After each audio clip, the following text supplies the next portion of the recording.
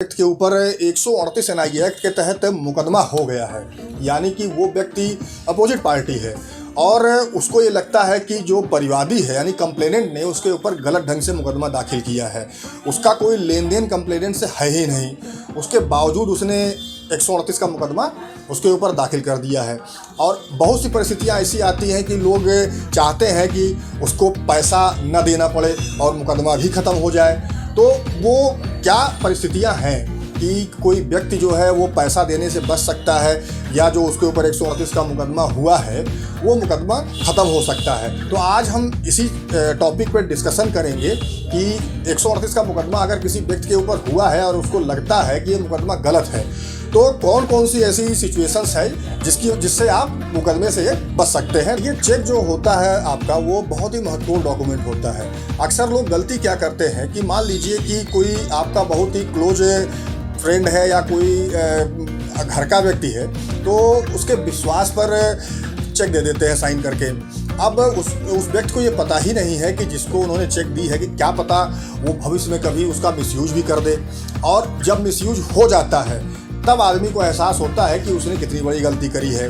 तो पहली बात तो ये जान लीजिए कि यदि आप किसी को चेक दे रहे हैं तो उसकी लिखा पढ़ी आप जरूर कर लीजिए। चाहे कोई कितना भी घनिष्ठ मित्र हो, कोई कितना भी क्लोज रिलेटिव हो, अगर आप उसको किसी भी चीज़ के लिए चेक दे रहे हैं तो उसकी लिखा पढ़ी आप जरूर करें। अन्यथा किसी भी स्टेज पर अगर जिसको आपने चेक दिया है उसकी नीयत ख़राब हुई और उसने उस चेक का मिसयूज किया, उसमें मान लीजिए कि आपने साइन करके बिना अमाउंट भरे आपने चेक दे दिया और जिसको आपने चेक दिया है उसकी नीयत बिगड़ गई, उसने पता लगा कि 2 लाख 5 लाख 10 लाख रुपए का अमाउंट भर दिया, तो ये समझ लीजिए कि आपके लिए बहुत बड़ी समस्या खड़ी हो सकती है।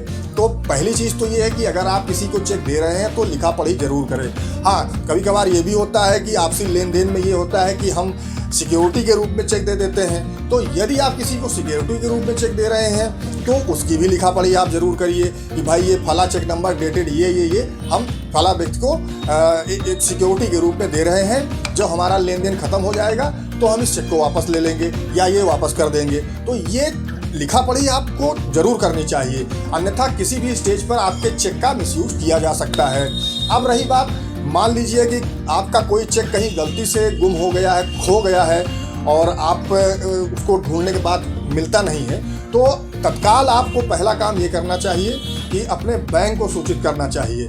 यानी बैंक को आप तत्काल सूचना दें कि हमारी इस नंबर की चेक या यहाँ ये जो हमारी चेकबुक है इस नंबर से लेके इस नंबर तक वो कहीं खो गई है, तो उसका मिसयूज नहीं होगा। मान लीजिए कि आपने बैंक में दे दिया तो यदि वो बैंक में प्रेजेंट होती है तो बैंक उस पर रोक लगा देगा।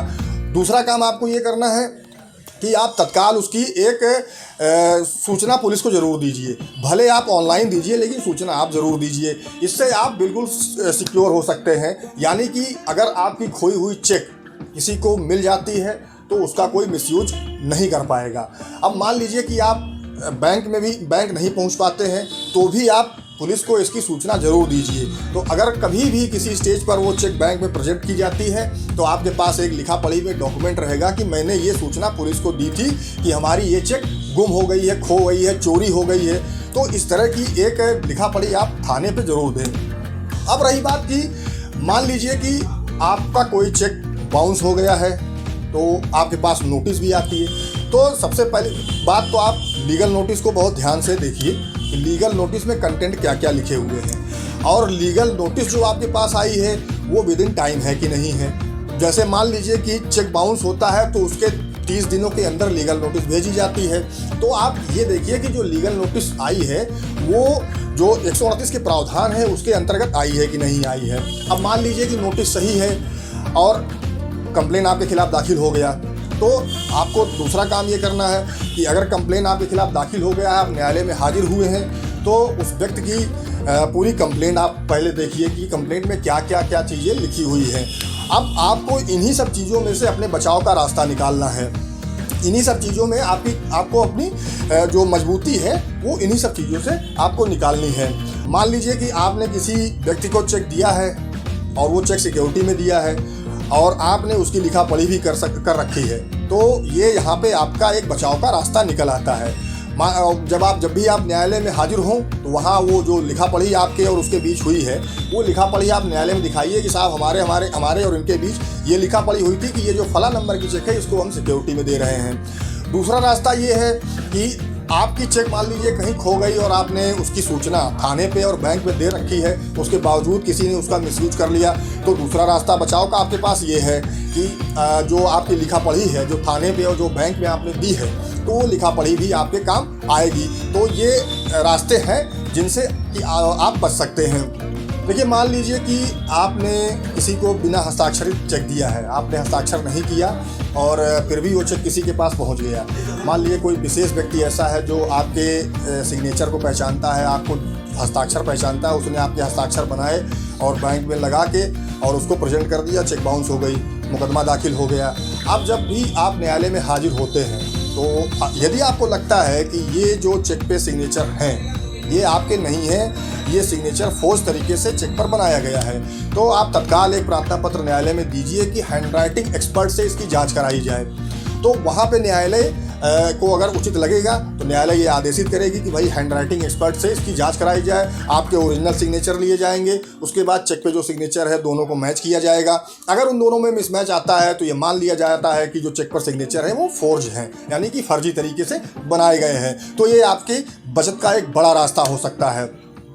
अब कुल मिलाकर जो मेन मुद्दा यही है कि देखिए, आप शुरुआत से देखते चले आइए कि नोटिस पहले आप देखिए कि नोटिस से जो कंटेंट लिखे हैं, जो नियम है नोटिस के, वो सारे सही है कि नहीं है, यानी कि नोटिस विदिन टाइम दिया गया है कि नहीं है।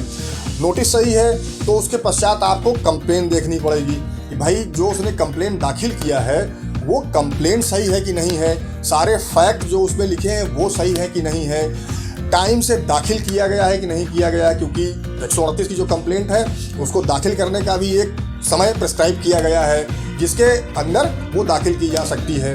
तो इन सारी चीज़ों को देखना आपकी जिम्मेदारी है और बहुत ही ध्यान से इन सारी चीज़ों को देखिए और इन्हीं में से कोई ना कोई कमी आपको हो सकता है कि मिल जाए, जिससे कि आपको बचत का एक बड़ा रास्ता निकल के सामने आ जाए। तो मेन जो 138 NI एक्ट का मुकदमा होता है वो टोटल डॉक्यूमेंट्री एविडेंस पे होता है, यानी कि उसमें एक एक डॉक्यूमेंट जो होते हैं वो साबित डॉक्यूमेंट होते हैं। अब उसको डिस्प्रूव करना वो आपका काम है कि किस तरह से आप जो डॉक्यूमेंट वहाँ कोर्ट में लगाए गए हैं उसको कैसे आप गलत साबित कर सकते हैं।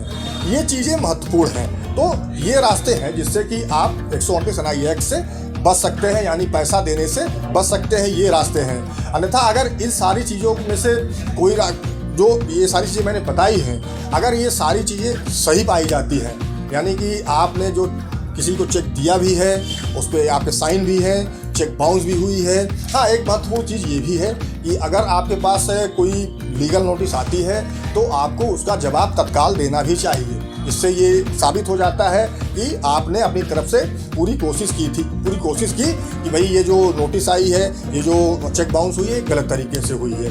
तो मेन चीज़ आप ध्यान रखिए कि जो मैंने बताया है इन्हीं में से आपके बचत का रास्ता निकल सकता है, अन्यथा आपको पैसा देना पड़ेगा।